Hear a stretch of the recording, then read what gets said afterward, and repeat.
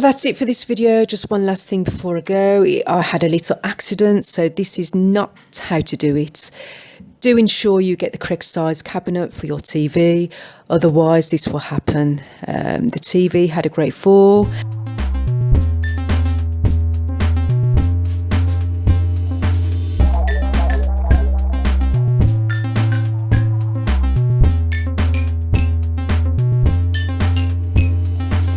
Okay, that's it for this video. Thanks for watching. This has been How To. TV had a great fall. All the king's horses and all the king's men couldn't fix TV back together again.